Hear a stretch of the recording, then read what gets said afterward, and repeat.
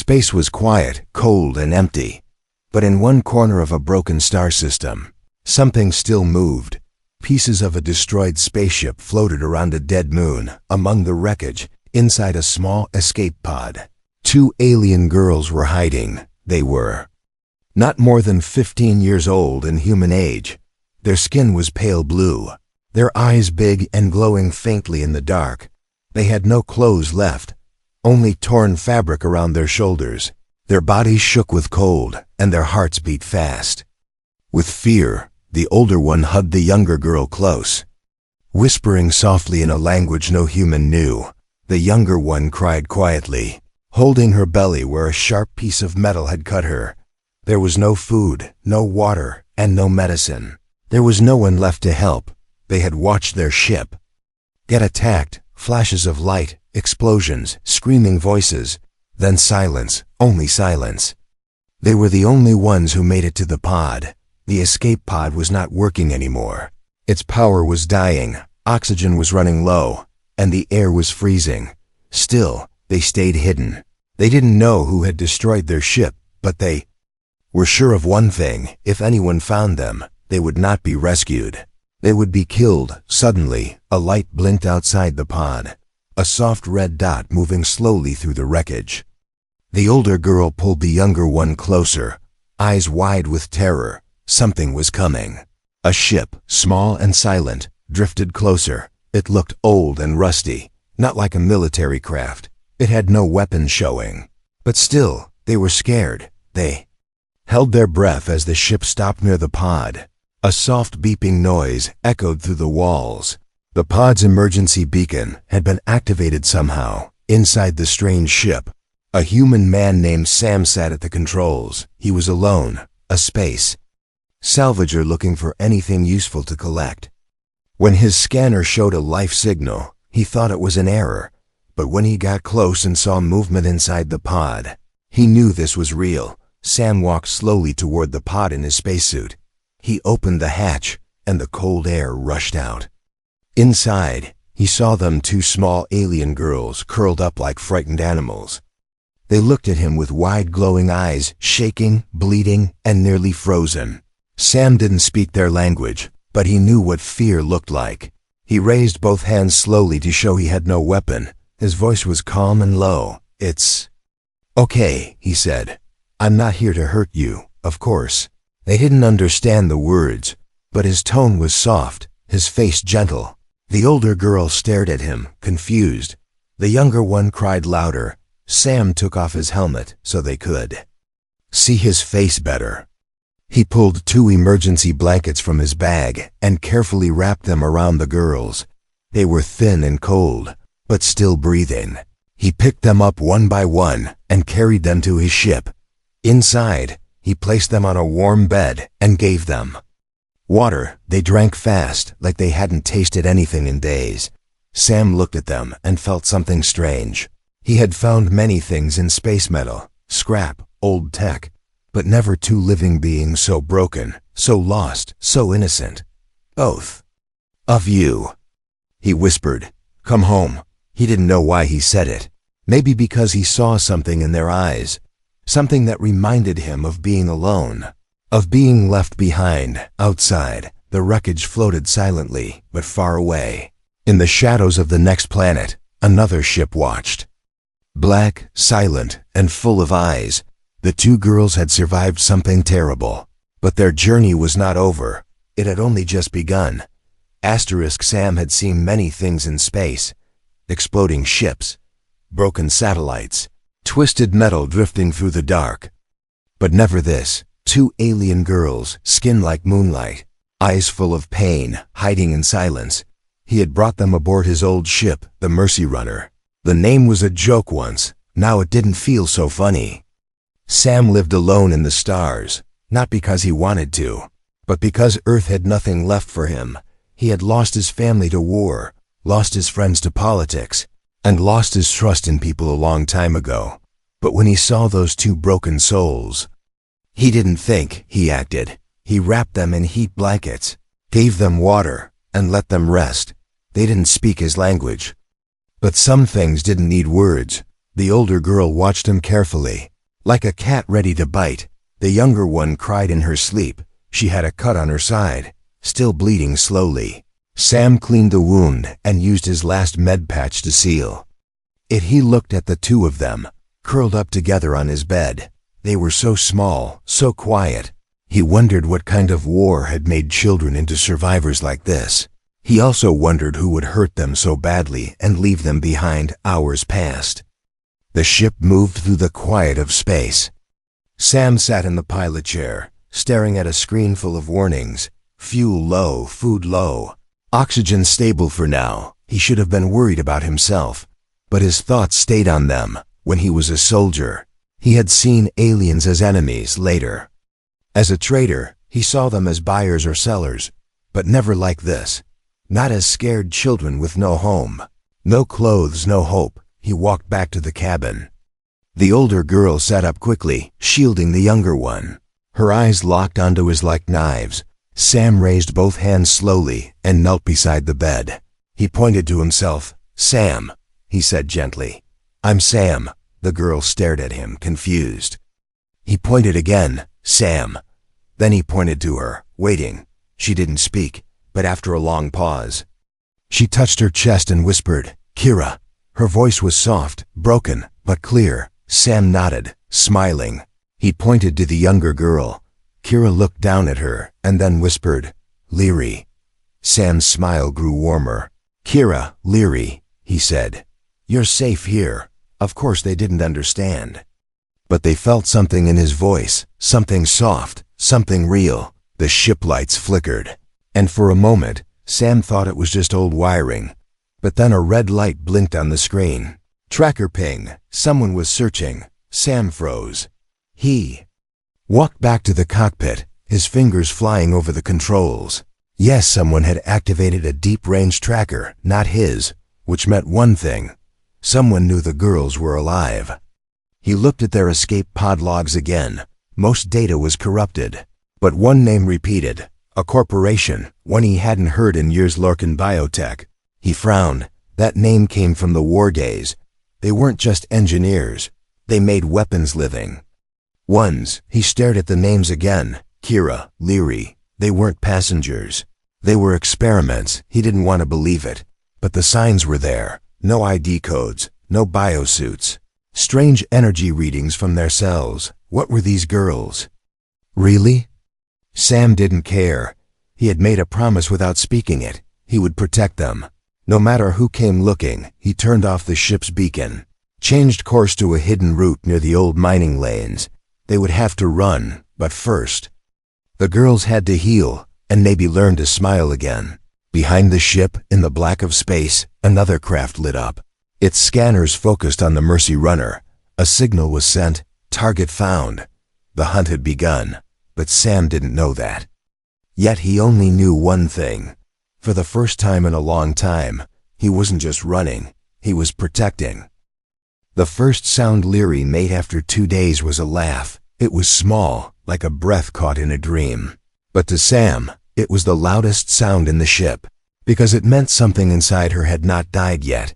Kira had spent the last night awake, sitting beside her sister. Her eyes were always moving, always watching, but slowly. The sharp fear in them was fading, not gone, just softer.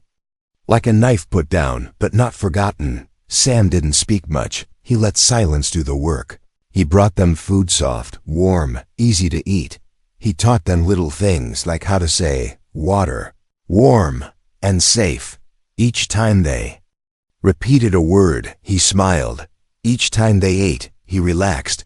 They were healing, inch by inch, breath by breath. Kira started to explore the ship one step at a time. She moved like a shadow, careful and fast.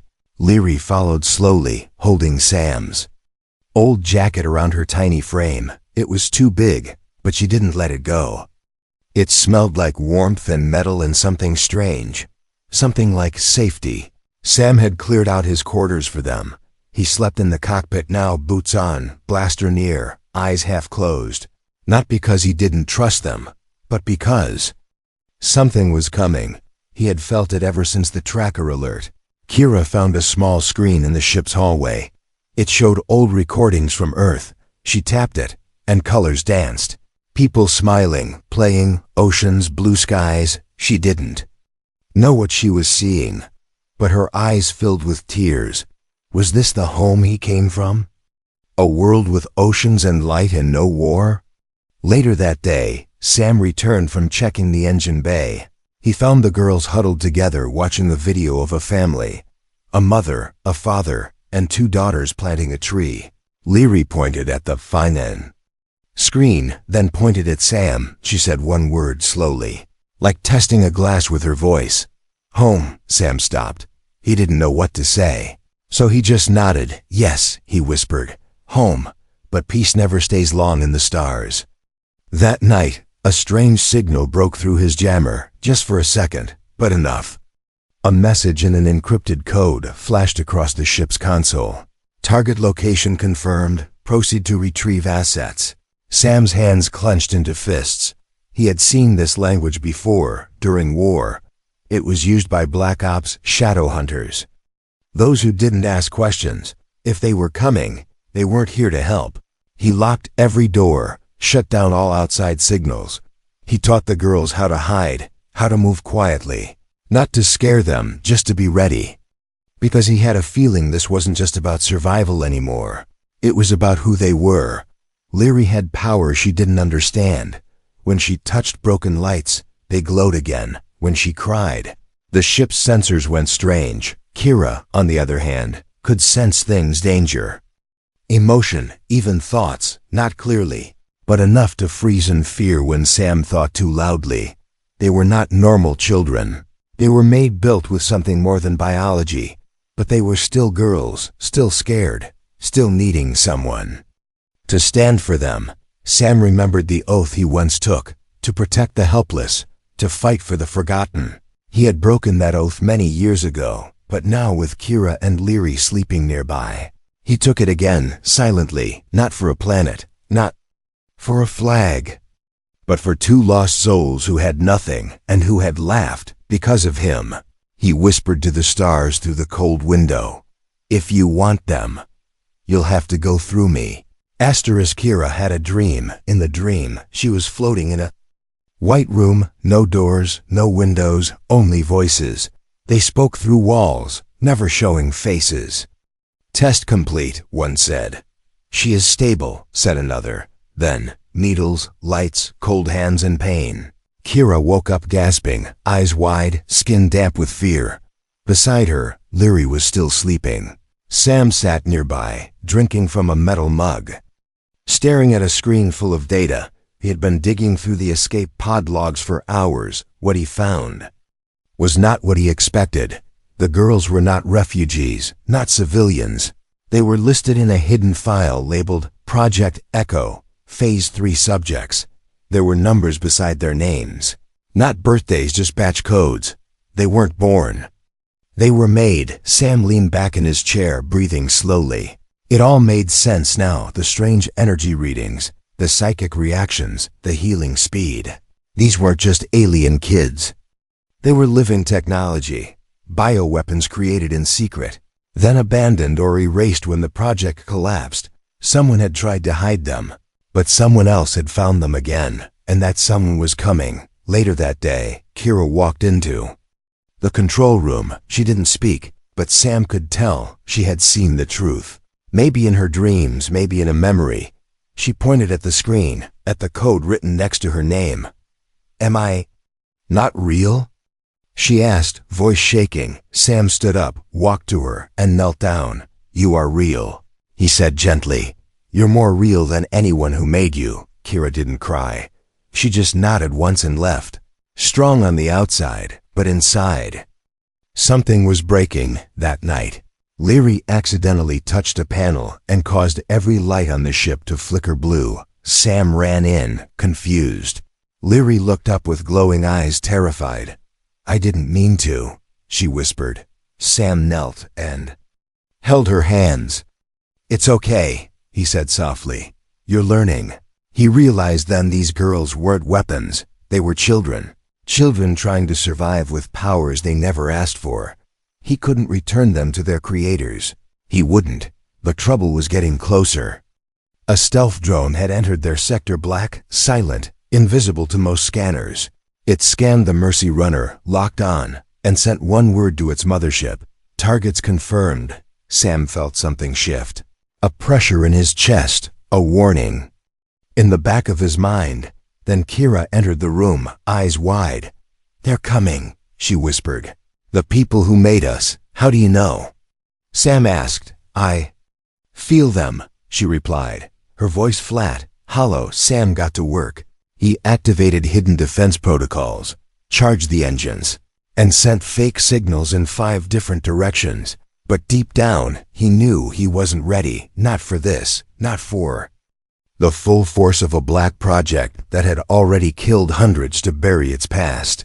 Later, Sam showed them something. A small screen with images of Earth, trees, skies, rivers, children playing in the sun. "You deserve this," he said. "Not cages, not needles." Kira and Leary looked at the screen in silence. Then Kira asked, "Will we ever go there?" Sam didn't lie. "I don't know," he said, "but I'll get you close." Outside, the stars looked peaceful, but war was coming, not the kind with soldiers and flags. The quiet kind, with whispers, assassins, and secrets too dark to speak. Girls had been made to obey, to destroy. But now, for the first time, they had something new, a choice. And maybe, just maybe, that choice would change everything. It began with silence, then came the sound of static. Not from the ship, but from Leary. She stood near the window, staring at the stars. Her eyes glowed silver, and a strange hum filled the room. Sam dropped the tool in his hand and rushed to her side. "Leary," he said gently. "What's wrong?" She turned slowly. "They're near," she whispered. "Too close." Before Sam could ask anything else, every screen on the ship blinked red. Incoming vessel detected. No name, no signal, just speed. Kira ran into the cockpit, her eyes sharp, her voice calm. "They found us." Sam looked at her, then at the controls.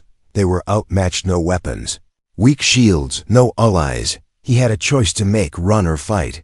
He stared at the blinking light for a moment longer, then spoke.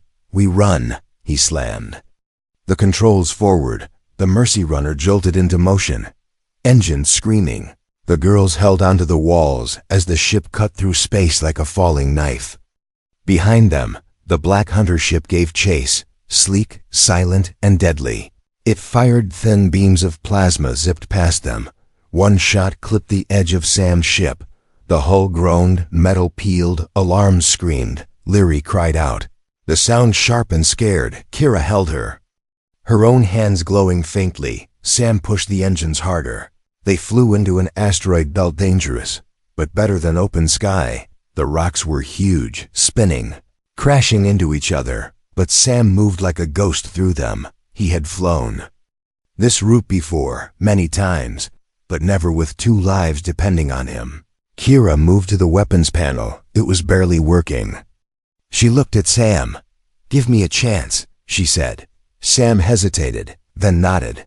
Kira placed her hand on the panel. Energy sparked beneath her fingers. The ship responded. Lasers that had been cold for years lit up like fire. She aimed, fired, and hit one of the chasing drones.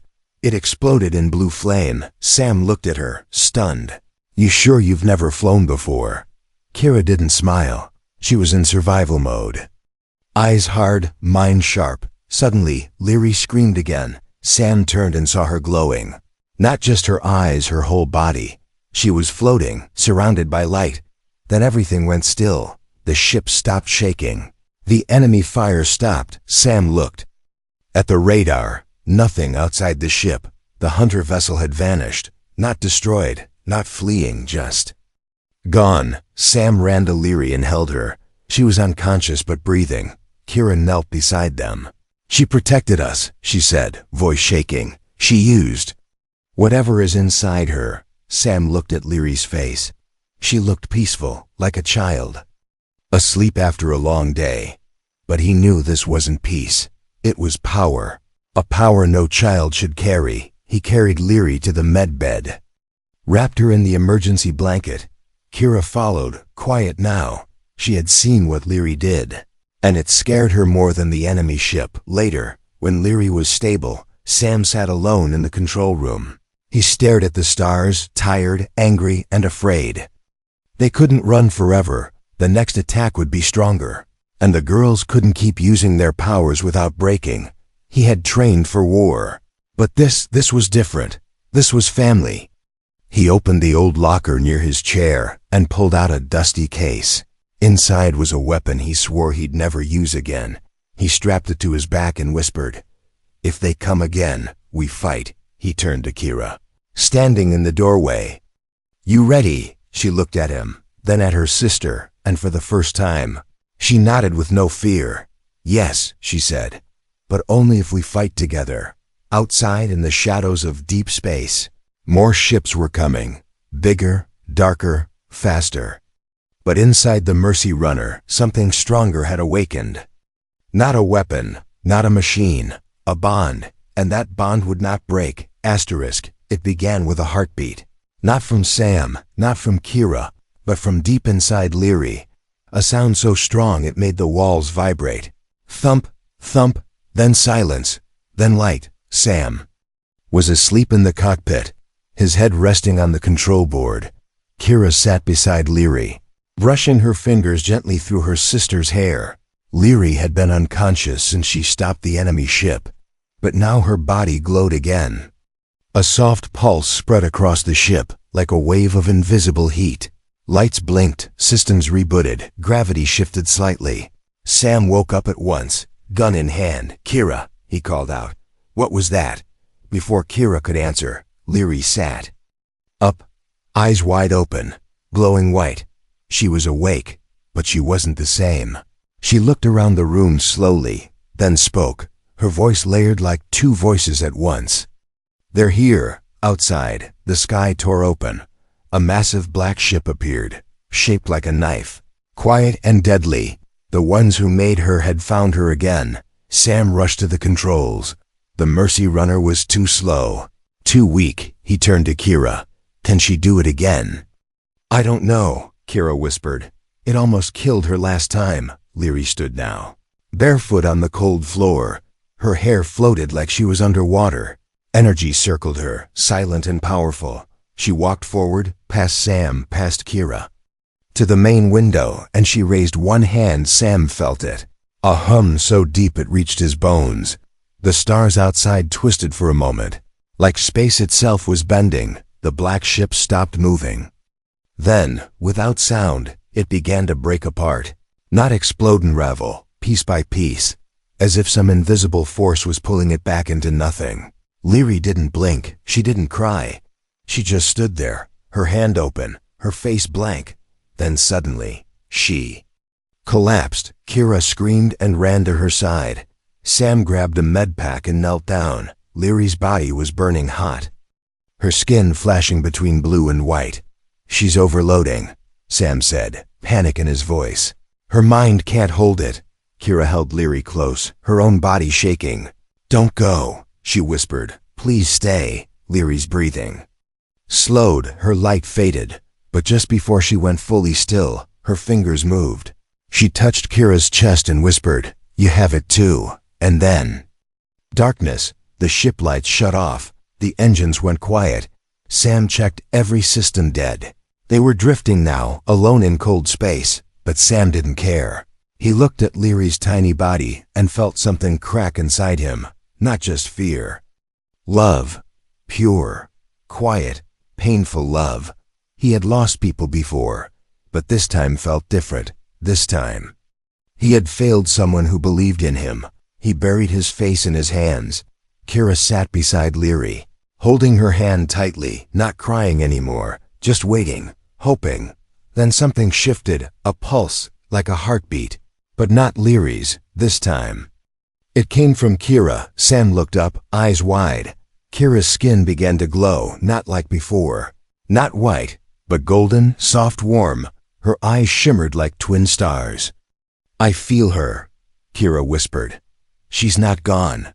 The ship powered back on. Not from the engine, but from her. Panels lit up. The air hummed again. and soft light filled every corner of the ship. Leary's chest rose slightly, then again. She coughed, opened her eyes, and blinked slowly, alive. Sam dropped to his knees in relief. Kira laughed and cried at the same time. Leary smiled weakly and whispered, "You didn't let me go." Kira shook her head. Never. They had awakened. Something inside themselves, something older. Deeper, stronger than war, not a weapon, not a code, but something no lab could ever create. A soul outside, the stars watched in silence. The danger wasn't over. More would come, more enemies, more secrets, but now, the girls weren't running anymore, they were becoming. The stars looked closer now, not because they had moved, but because the ship no longer felt cold. Sam sat quietly in the cockpit, sipping old coffee. Behind him, Kira and Leary were laughing, yes, laughing. The sound filled the ship like sunlight. Through broken windows, and for the first time in years, it felt like more than just a ship. It felt like a home. They had been through fire. They had been hunted, broken, nearly lost, but now, they had survived, not as test subjects, not as weapons, but as people. Leary was different now, calmer, stronger. Her powers were still there, but they no longer scared her. She could feel them like a quiet river beneath her skin. Not wild, not violent, just part of her. Kira had changed too. She was no longer just the protector. She was free. She had found her voice, her purpose, and her future. And Sam, he was no longer just a pilot, no longer just a man running from ghosts. He was something else now, a guardian, a father, maybe. They had no planet to go back to, no city, no government, no old life waiting. So Sam built one. He found a forgotten moon in a dead system, hidden, uncharted, safe. The atmosphere was just good enough for farming. The air, thin but livable. He landed the ship and stepped out with bare hands and a full heart. Together, they made a shelter, not fancy, not perfect, but theirs. They grew food, collected water, explored hills and caves. Every night they sat under unfamiliar skies and told stories, not of war, but of dreams. Sam taught them how to cook earth food badly.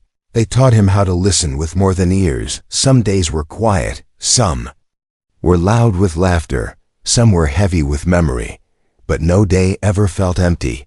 One morning, Leary drew a picture on the wall of their small home. 3 shapes, holding hands under 2 suns. Kira asked her what it was. Leary smiled and said, "It's US." A few weeks later, a signal came. A weak transmission from deep space. Someone still searching, still hunting. Sam looked at the screen. He didn't run. He just turned it off. Let them come. He wasn't alone anymore. That night, as wind moved gently through strange trees, Sam sat with both girls under the stars. He looked at them. Kira leaned her head on his shoulder. Leary curled up beside him, already drifting to sleep. He didn't say much. He didn't need to. They had no flag, no border, no homeland on any map. But they had this, each other. And that was enough, because in the end, home is not a place. Home is who waits for you, who stands beside you, and who says, even when the universe forgets you, you belong here.